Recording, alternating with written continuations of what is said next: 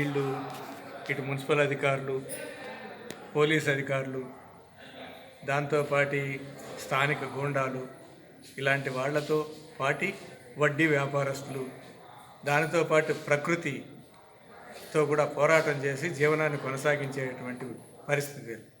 వీరు నిరంతరం అభద్రతాభావంతో జీవితం గడిపేటటువంటి పరిస్థితుల్లో సాక్షాత్తు సుప్రీంకోర్టు వీళ్లకు చట్టాలను అమలు చేయాలని చెప్పేసి 2014లో తీర్పు ఇచ్చింది.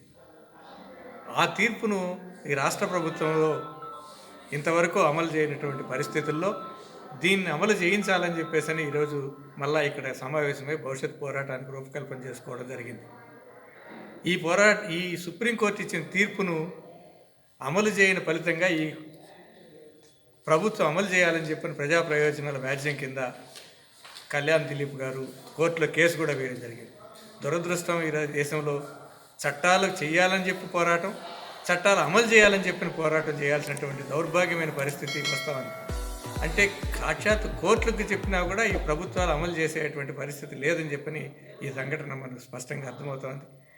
2014లో వచ్చిన చట్టంలో ఈ వీధి విక్రయదారులకు సంబంధించినటువంటి భరోసా కల్పించేటటువంటి పద్ధతుల్లో చాలా అటువంటి సౌకర్యాలు ఇందులో ఉన్నాయి. వాళ్ళకి గుర్తింపు కార్డు ఇవ్వాలి, వాళ్ళకి స్థలాలు చూపించాలి, వాళ్ళకి లైటింగ్ సరైనటువంటి కరెంట్ సదుపాయం కల్పించాలా, వాళ్ళకి మంచినీటి సదుపాయం కల్పించాలా, వాటికి మరుగుదొడ్డు సదుపాయం కల్పించాలా, ఈ పబ్లిక్ నుంచి వచ్చేటటువంటి వీటి నుంచి కూడా రక్షణ కల్పించాలా, ప్రభుత్వాలు వీళ్ళు ఆదాయం వడ్డీ వ్యాపారస్తుల బారిన పడకుండా వీళ్ళకి తగినటువంటి ఆర్థిక సహాయం చేయాలని చెప్పేసి దీన్ని బాధ్యతగా ప్రభుత్వం, రాష్ట్ర ప్రభుత్వాలు తీసుకోవాలా, స్థానికంగా మున్సిపల్ అధికారులు దీనికి తీసుకొని దీనికి కమిటీలు ఏర్పాటు చేసి వీళ్ళ సాధక బాధకాలను ఎప్పటికప్పుడు చర్చించి పరిష్కారం చేయాలని చెప్పిన భద్రత కల్పించేటువంటి చట్టాన్ని వీళ్ళందరూ దాదాపుగా బలహీన వర్గాలకు సంబంధించిన వాళ్ళు, ఎస్సీ ఎస్టీ మైనారిటీకి సంబంధించిన వాళ్ళు, చదువు లేనటువంటి వాళ్ళు, కాబట్టి బలహీనమైనటువంటి వీళ్లకు ఈ చట్టాలను అమలు చేయడానికి ఈ ప్రభుత్వం ముందుకు రాలేదు.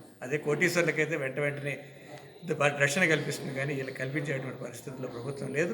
అందువల్ల ఈరోజు సంఘటిత పడి తమకు వచ్చినటువంటి రాజ్యాంగపరంగా కోర్టు న్యాయపరంగా వచ్చినటువంటి చట్టాన్ని అమలు జరుపుకోవాలని ఈరోజు సదస్సు ఇక్కడ జరుపుకోవడం జరిగింది. దాన్ని హైకోర్టు అడ్వకేట్ని కూడా పిలిపించుకోవడం జరిగింది.